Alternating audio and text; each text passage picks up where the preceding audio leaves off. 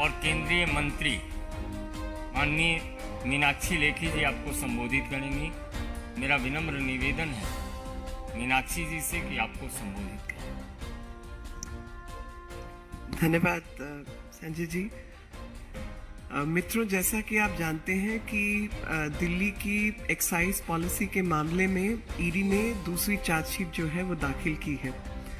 और हमें याद है कि जब पहली चार्जशीट दाखिल हुई थी और एक्साइज पॉलिसी पर तमाम किस्म के कार्टलाइजेशन से लेकर ब्लैक लिस्टेड कंपनियों को एक्साइज पॉलिसी में प्रावधान करके फ़ायदा पहुंचाने का केस जब बना था, तो हमने उस समय ये बात कही थी कि तू इधर उधर की न बात कर, ये बता कि काफिला क्यों और कैसे लुटा। तो जो काफिला क्यों और कैसे लुटा था वो सेकंड चार्जशीट में साबित होता है। दूसरी चार्जशीट में पूर्ण रूप से स्पष्ट होता है कि लुटने के पीछे जो कारण था वो गोवा का चुनाव था, और कैसे लुटा तो जो प्रक्रिया थी वो भी सामने आई कि इसमें एक विजय नायर नाम के जो व्यक्ति हैं वो कहा गया, उनको महिंद्रू जो पहली चार्जशीट में शामिल व्यक्ति थे, समीर महिंद्रू के खिलाफ पहली चार्जशीट थी, उनकी कंपनियों के खिलाफ पहली चार्जशीट थी। और उन व्यक्ति को जब परिचय कराया गया विजय नायर से, तो विजय नायर ने फेस टाइम पर अरविंद केजरीवाल जी से बात करवाई समीर महिंद्रू की, जिसमें उसकी सर्टिफिकेशन कि वो हमारा ही, दिस बॉय इज आर्स करके, कि बच्चा हमारा है और आप इससे खुलकर लेन देन कर सकते हैं, ऐसी जो सूचना है वो केजरीवाल जी ने खुद समीर महिंद्रू को दी। और उसके बाद 4 लोग शामिल हुए इसी साजिश में, जिसमें पहला नाम आता है अभिषेक बोइनपल्ली का, और जो कि कंसल्टेंट था। एक ऑरबिंदो फार्मा से प्रमोटर है पी शरत चंद्रा रेड्डी। तीसरा नाम आता है पेरनोड रिकॉर्ड्स मैनेजर बिनोय बाबू, और चौथा नाम आता है बड़ी रिटेल प्राइवेट लिमिटेड से अमित अरोड़ा का। तो ये 4 नाम आते हैं। और दूसरी चार्जशीट में जो एक और खुलासा हुआ है कि वो पीएमएलए के तहत जो है ये दूसरी चार्जशीट रिकॉर्ड की गई है, और जो सेल्फ सर्टिफाइड दिल्ली के उप मुख्यमंत्री हैं उनका नाम आता है मनीष सिसोदिया जी का। और कहा जाता है कि मनीष सिसोदिया जी के जो सेक्रेटरी थे दानिक्स के श्री सी अरविंद, उनके बयान में आया कि पहली बार उनको जो है एक ग्रुप ऑफ मिनिस्टर्स की तरफ से एक कागज जो है सौंपा गया, और वो कागज उनको पहली बार दिया गया मार्च 2021 में। और उस दिन उनको केजरीवाल जी के घर बुलाया गया, और घर बुला के मनीष सिसोदिया जी ने उनको ये कागज हाथ में दिया और कहा कि भाई ऐसा है कि ये होलसेल बिजनेस में 12% का लाभ पहुंचाया जाए और पॉलिसी इस प्रकार से बनाई जाए, और जिसमें जो अभी तक बात सामने आई है उसमें 6% जो है वो होलसेल डीलर के साथ लाभ जो है वो आम आदमी पार्टी ने अपनी परमानेंट जो लाभ के लिए उसकी पत्ती डाली हुई थी। 12% प्रॉफिट में से 6% आम आदमी पार्टी का, 6% बाकी लोगों का। और साथ ही में अगर आप पूरा हिसाब किताब लगाएंगे जो कि ईडी ने लगाया है, तो 2600 से ऊपर करोड़ रुपए का नुकसान होता है, और रिटेल में 125% की प्रॉफिटेबिलिटी होती है। तो इन सब को लेकर जो अरविंद केजरीवाल जी डायरेक्टली इसमें शामिल है, उनका नाम भी आया है, विभिन्न गवाहों ने नाम दिया है। और जो दानिक्स के अफसर हैं सी अरविंद, उन्होंने ये भी बताया कि 2021 मार्च में जब इनको केजरीवाल जी के घर में ये कागज सौंपा गया और रिपोर्ट बनाने को कहा गया और पहली बार ये कागज इन्होंने देखा था, तो उस समय पर जो है किकबैक्स का भी प्रावधान इन्होंने पूरी रूप से तय कर लिया था, और जो होलसेल में प्रॉफिट है वो 12% पर निश्चित किया गया था। और इस सब काम धंधे के लिए जो है इनको 100 करोड़ की एडवांस जो है किकबैक मिला था, और वो 100 करोड़ रुपए का जो किकबैक है वो विजय नायर ने गोवा चुनाव आदि में खर्च किया। और विजय नायर कोई आम आदमी पार्टी के आम कार्यकर्ता नहीं है, बल्कि एक ऐसे कार्यकर्ता है जिनको राइट हैंड बोला जाता है, अरविंद केजरीवाल जी के क्लोज एसोसिएट है और कम्युनिकेशन इंचार्ज थे वो आम आदमी पार्टी के। 2,873 करोड़ का जो नुकसान है वो आंका है इन्फोर्समेंट डायरेक्टरेट ने। और मैं यही कहना चाहती हूँ कि आम आदमी पार्टी जिस प्रकार से ईडी के ऊपर प्रश्न चिन्ह लगा रही है और ईडी जो है, मैं स्पष्ट रूप से आप सबके माध्यम से स्पष्ट करना चाहती हूँ कि ईडी भ्रष्टाचार विरोधी गतिविधियों में बनाई गई एक संस्था है जिसका काम भ्रष्टाचार को मिटाना है, भ्रष्टाचार को आंकना है।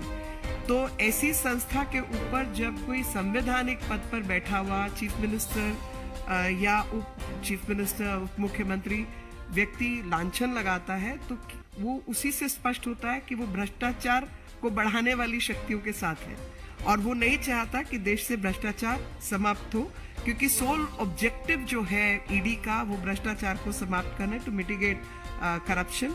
और जो ईडी का रोल है वो लगातार और बार बार सुप्रीम कोर्ट ने भी स्पष्ट किया और पिछले ही साल जो है एक ऐसा केस सामने आया जिसमें बिल्कुल स्पष्ट शब्दों के अंदर सुप्रीम कोर्ट ने अपहेल्ड किया कि अरेस्ट की जो ताकत है, अटैचमेंट ऑर्डर जो है वो करने की जो क्षमता है, मनी लॉन्ड्रिंग के केसेस में सर्च और सीजर की जो उनकी ताकत है पीएमएलए के तहत, वो सब जो कानूनी रूप से बिल्कुल ठीक है और ईडी के पास ये सब जो है पावर्स हैं और ये सब पावर्स जो है वो कोई कंफ्यूजन पैदा करने की कोशिश ना की जाए, क्योंकि लगातार इस तरीके का कंफ्यूजन पैदा करने की प्रयास रहता है, खासतौर पे उन लोगों द्वारा जो भ्रष्टाचार में शामिल हैं और सम्मिलित रहे हैं। और जो भी गैर कानूनी और असंवैधानिक तरीके से होने वाले कार्य हैं उनके खिलाफ काम करना जो है वो ईडी का कर्तव्य है और ये सुप्रीम कोर्ट ने एजेंसी के काम को लेकर इस तरीके का पहले ही एक निर्णय भी दे दिया है। और इसमें जो अगर ईडी की ताकत को, ईडी की क्षमता को, ईडी के कार्य को कोई चैलेंज कर रहा है और उसको गलत ठहरा रहा है कि इट्स अ फेक चार्जशीट, मैं उसको यही कहना चाहती हूँ और समझाना चाहती हूँ कि आप एक तरीके से सुप्रीम कोर्ट का भी उल्लंघन कर रहे हैं। It's a contempt of the verdict of Supreme Court because Supreme Court has already upheld the powers of Enforcement Directorate and the job of Enforcement Directorate is to prevent corruption। और सीधे तौर पर जो आज स्पष्ट होता है वो यही स्पष्ट होता है कि केजरीवाल जी और आम आदमी पार्टी का सीधे सीधे जो गठबंधन है वो अनियमित धंधों के साथ है और पूरे तरीके से इनका नाम इन चीजों के साथ जुड़ा हुआ है। मुझे याद है कि कोई एक ऐसी रेजिडेंट वेलफेयर एसोसिएशन मेरे क्षेत्र की नहीं है जिसने पहले बारी में जो अनियमित ढंग से शराब के ठेके हर गली मोहल्ले कोने पर खुल गए थे उसको लेकर विरोध ना जताया हो और हम तक उसकी शिकायत ना पहुंचाई हो।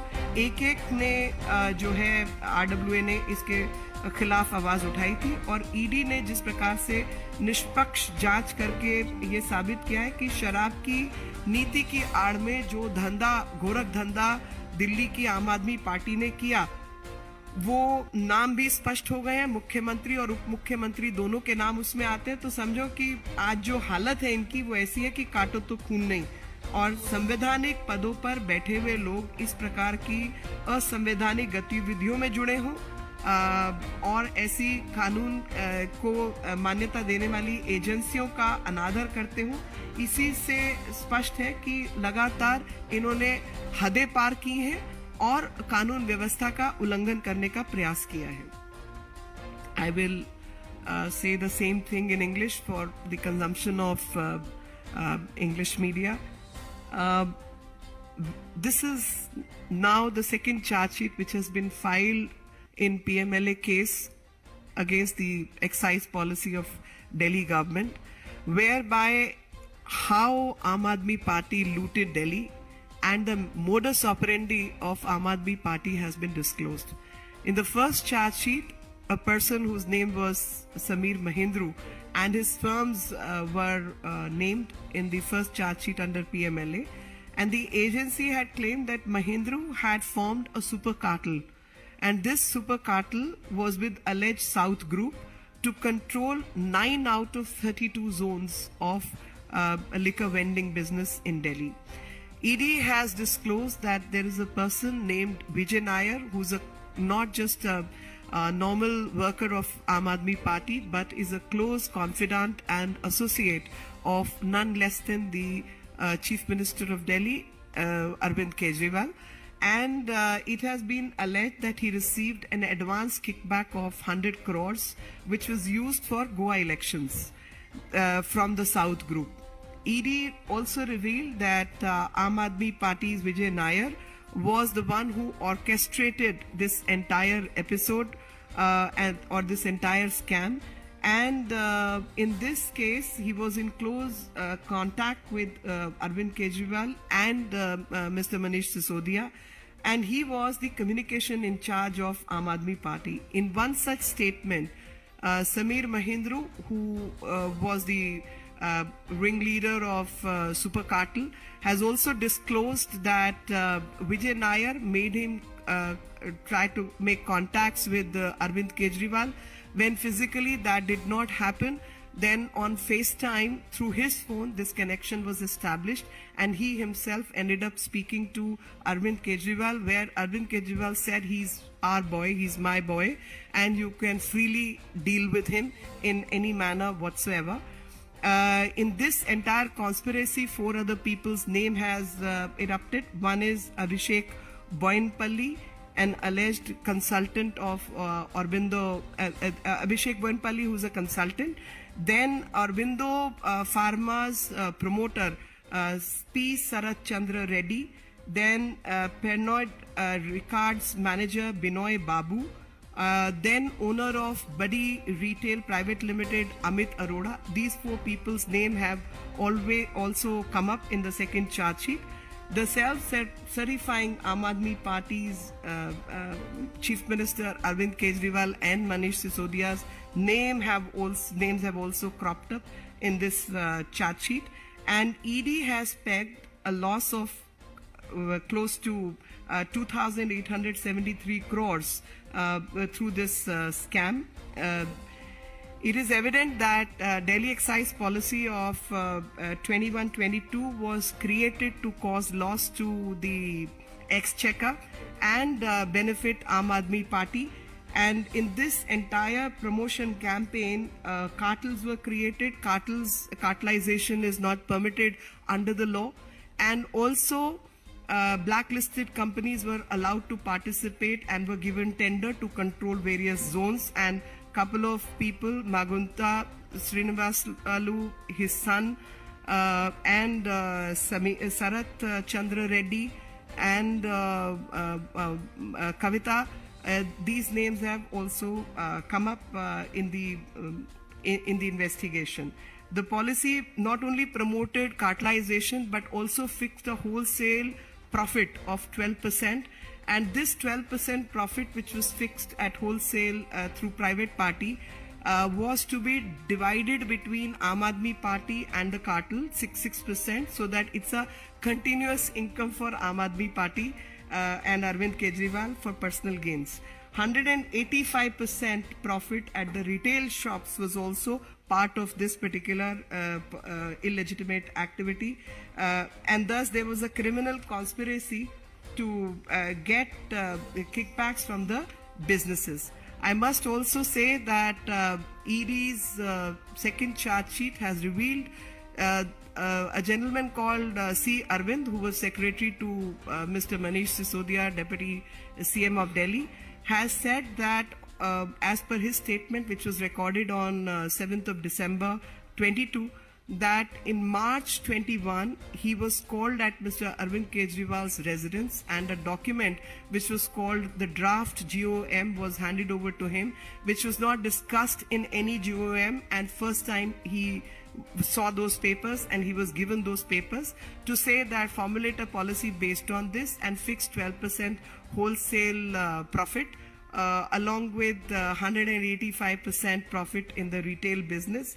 And this happened at Mr. Kejriwal's residence. This is a statement by the Secretary of Chief Minister.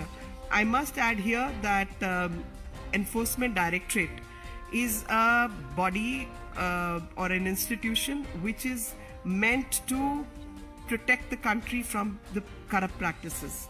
And anyone who is trying to question ED is basically questioning Supreme Court, because last year's judgment by the Supreme Court has already set in motion the powers of ED and the job of ED. Judiciary has upheld that the job of ED is to mitigate corruption in the country, and time and again this has been upheld. Last year also the judgment enforced that ED's powers relating to arrest, investigation, attachment of property involved in money laundering, search and seizures in under PMLA, Prevention of Money Laundering Act, are all justified, and the verdict has cleared all those efforts which have been made to create confusion and doubts so as to the powers of ED and the kind of work that ED is supposed to do. I must say that any illegality or unconstitutionality is non-existent in the functioning of ED. If there is any illegality and unconstitutionality, it is by the political powers who have misused their position to cause loss to the exchequer and for their own private benefits. To say that ED's case is a fake case is a challenge to the authority not only of the ED but of the Supreme Court, because this only goes to show that the Aam Aadmi Party is in a constant habit of challenging the constitutional authorities, and spit and run has been their policy repeatedly, and they have a close nexus with corrupt policy and corrupt people in the country, and they are causing illegal gains for themselves. Because I recall and remember how in my constituency all the RWAs has approached me because of the illegal thekas and shops, liquor shop being opened in residential area, and all the people were up in arms against those shops. In addition to the fact ek ke saath ek free was causing damage to a whole lot of families in Delhi. Sanjay Sharma, लोकमत।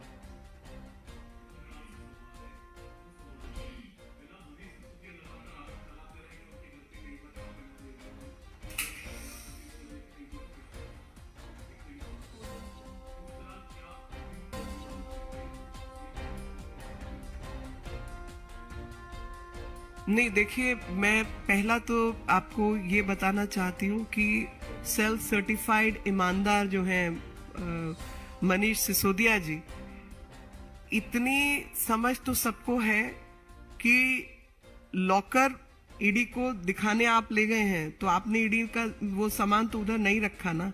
अब ED ने आपको जो रास्ते से track करना है वो track कर ही लिया होगा, और जो ट्रैकिंग हुई है वो पूरी पैसों की फाइनेंशियल ट्रैकिंग आ गई है। उस ट्रैकिंग के अंदर क्या क्या हुआ है वो भी आ गया है, कहाँ कहाँ क्या क्या किया है वो भी आ चुका है। तो इसीलिए मैंने शब्द इस्तेमाल किया कि अपने आप को ईमानदार कहने वाले जो हैं वो आपके दिल्ली के उप मुख्यमंत्री हैं मनीष सिसोदिया जी, लेकिन ईमानदार नहीं है ऐसे उनके सेक्रेटरी खुद बता रहे हैं कि किस प्रकार से अरविंद केजरीवाल जी के घर पे बुलाकर उनको एक कागज सौंपा गया और बोला गया कि इस पे आधार पर आप पॉलिसी बनाइए, और ये उनके बयान में है। नहीं, देखिए, सीएम रहते हुए इंक्वायरी फेयर नहीं होगी तो मैं तो मानती हूँ नहीं होगी, लेकिन आपको दो बातें समझनी होंगी कि सत्येंद्र जैन जिनके खिलाफ केस है और उनकी इतनी सारी जमानतें जो है वो रिजेक्ट हुई हैं, बावजूद उसके इन्होंने उनको अभी उनके पद से हटाया नहीं है, उनको मंत्री बना के रखा है। तो दिल्ली की जनता को लगातार इस बात को याद करना होगा कि जो मॉरल हाई ग्राउंड है वो इनके पास अवेलेबल नहीं है, और ये मोरालिटी और इन सब चीजों से परे है। शुद्ध रूप से आपराधिक तत्व है जो सत्ता में आ गए हैं और आपराधिक तत्व आपराधिक गतिविधियों में पाए जा रहे हैं। तो ये अपनी मोरालिटी शोकेस करेंगे, मुझे ऐसा लगता नहीं है, और उसका करेंगे तो शायद आपके पास सामने आ जाएगा, और चाहूंगी कि मेरी बात गलत सिद्ध हो। लेकिन मुझे याद है कि एक बार केवल नाम आया था हमारे कुछ लोगों का, तो उन्होंने इस्तीफे दिए थे अपने अपने पदों से जब तक इंक्वायरी नहीं हुई थी। Mohit Bhatt, Times now.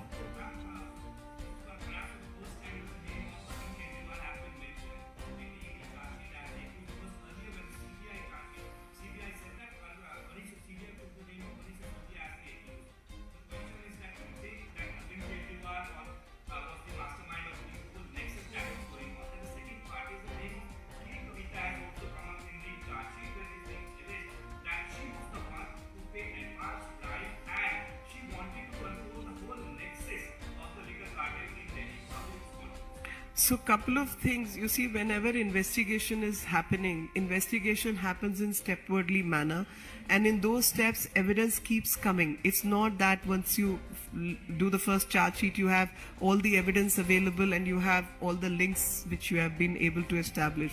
The links have gotten established subsequently. In this case, the entire scam was being orchestrated by somebody called Vijay Nair. Now Vijay Nair was working on behalf of someone else, and that someone else is none less than the Chief Minister of Delhi, because as per disclosure made by Vijay Nair and Samir Mahendru, it has come up for discussion that through the phone of Vijay Nair, a contact was established between Samir Mahendru and Arvind Kejriwal, where Arvind Kejriwal said, he's our boy and please deal with him openly and you're free to have any kind of dealings with him, number one. Number two, the super cartel, which was controlled by Mahendru, was in close connection working with the South cartel.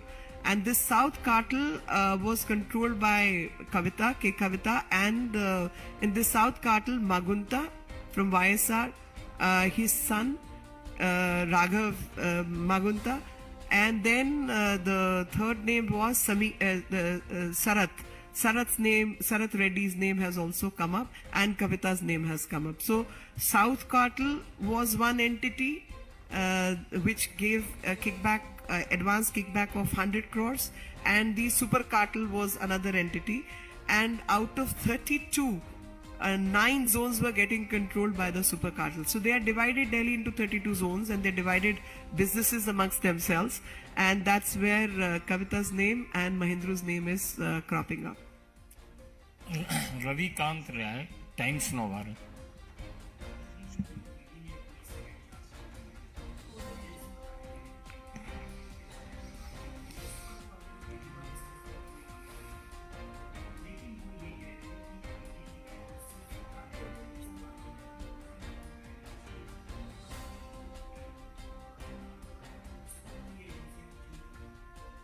मैं घोटाले की ही बात कर रही हूँ, आपको मैं आंकड़ों के साथ बताना चाहती हूँ। 922 केसेस ट्रायल में हैं ईडी द्वारा 31 फरवरी 2022 तक। 1 लाख करोड़ की वैल्यू जो है वो 5422 केसेस में रिकॉर्डेड वैल्यू है, और जो ईडी द्वारा इन्वेस्टिगेट हो रहे हैं 400 करोड़ जो है वो ईडी ने ऑलरेडी कन्फिस्केट कर लिया है। अब आप अंदाजा लगाइए कि हम अभी तो ये पूरा घोटाले का जो आकलन आया है ईडी के माध्यम से वो 2672 या मतलब 2500 करोड़ से ऊपर का आया है, और 100 करोड़ जो है वो लेन देन हुआ। हाँ, 2873 करोड़ का टोटल घोटाला आया है, और 100 करोड़ जो है अभी तक जो पकड़ में आया है वो 100 करोड़ आया है। तो 100 करोड़ को अगर आप आकलन करें तो 100 या 200 करोड़, मात्र 25 लोग भी ऐसा घोटाला करें तो 5000 करोड़ सरकार के खाते में कंसोलिडेटेड फंड में आता है। ये काम है ईडी का, और ईडी अपना काम ही कर रहा है, और ऐसे लोगों से पैसा जब्त करके कंसोलिडेटेड फंड में भेजने का जो काम है वो ईडी कर रहा है। तो इसके ऊपर एक इनकम टैक्स से छोड़े हुए अधिकारी का कोई बयान नहीं आ रहा। वो अधिकारी क्या बयान दे रहा है, ये झूठ वो झूठ, रेटरिक बोलते हैं अंग्रेजी में इसको, कि रेटरिक छोड़ो भाई, काम की बात करो। तो इधर उधर की बात मत करो, क्योंकि अब आपने क्यों घोटाला किया और कैसे घोटाला किया वो सबके सामने आ गया। ये भी सामने आएगा कि सर्वे टीम को 70 लाख रुपया दिया था कैश में। तो अभी तो हिसाब खुल रहे हैं, तो हिसाब आएंगे कहाँ का क्या क्या खरीदा। Ajit Srivastava, News x.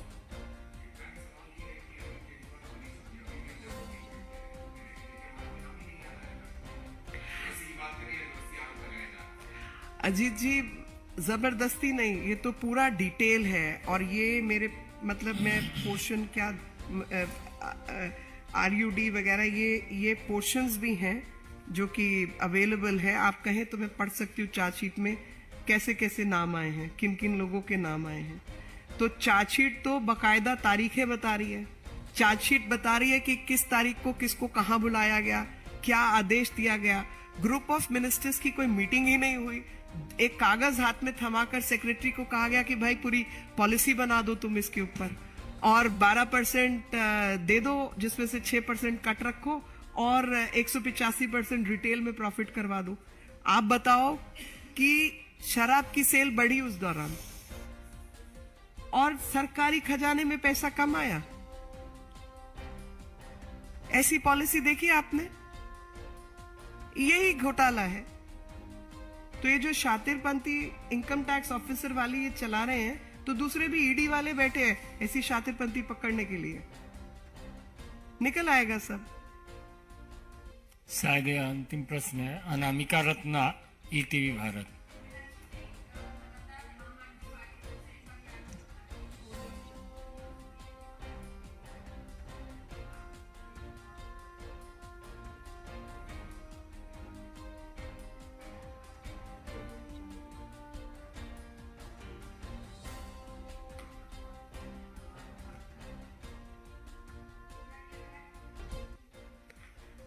देखिए, पॉलिटिकल लड़ाई चलती है।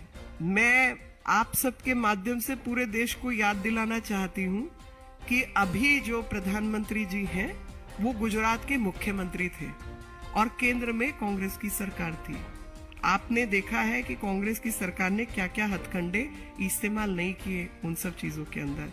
लेकिन भ्रष्टाचार एनफोर्समेंट डायरेक्टरेट, जिसके अंदर आपके पास पूरी ट्रेल पैसे की मिल रही है। मैंने जैसे पहले कहा उस चीज को मैं दोबारा आपके माध्यम से दोहराना चाहती हूँ। आप मुझे बताइए कि इनकम टैक्स ट्रेंड अफसर जो पूर्व इनकम टैक्स अधिकारी रह चुका है, टैक्सेशन गुणा भाग अच्छी तरह समझता है, ऐसी पॉलिसी देश के लिए और प्रदेश के लिए लेके आता है जिसमें दारू की बिक्री बढ़ जाती है, हर कोने मोहल्ले में दारू की दुकानें खुल जाती हैं और उससे आने वाली जो राज्य की आमदनी है वो घट जाती है। ऐसा होता है कभी? मगर ऐसा हुआ। और ये वही लोग हैं जो राजनीति में आए थे ये बताकर कि हम शराब नहीं बिकने देंगे, हम गांधी जी के पक्के भक्त हैं। तो किस तरीके की भक्ति कर रहे हैं बता दें। सत्येंद्र जैन जेल में है, उसको अब तक आपने मंत्री बना के रखा हुआ है। हर रोज हर नया घोटाला सामने आता है। तो केवल जबान के मात्र घिसने से, कहने से काम नहीं होता। चार्जशीट बता रही है कि 2,873 करोड़ रुपए का शराब घोटाला है और उसमें किन किन लोगों ने क्या क्या लेन देन किया उनके नाम भी आए हैं। एडवांस पेमेंट 100 करोड़ की जो है वो विजय नायर को हुई है और विजय नायर को पेमेंट दी जाए इसके लिए अरविंद केजरीवाल ने खुद ये बात कही है कि आप इसको दीजिए। तो ऐसी चीज को आप फेक कहे, मतलब मैं एक प्रश्न आपसे पूछना चाहती हूँ, हम लोग सतयुग में रहते हैं क्या जहां अपराधी खुद खड़ा होके कहे हाँ जी मैं चोरी करके आया हूं? नहीं, वो तो बोलेगा मैं सबसे ज्यादा साफ हूं। वो पुलिस को ही काम करना पड़ेगा, जुडिशरी को काम करना पड़ेगा, एनफोर्समेंट डायरेक्टरेट को काम करना पड़ेगा अपराधी साबित करने के लिए। और घोटाले के मामले में एनफोर्समेंट डायरेक्टरेट का काम है जो जमीन जायदाद पैसा दौलत बैंक अकाउंट सीज करना और अटैच करना, वो करेंगे एनफोर्समेंट डायरेक्टरेट।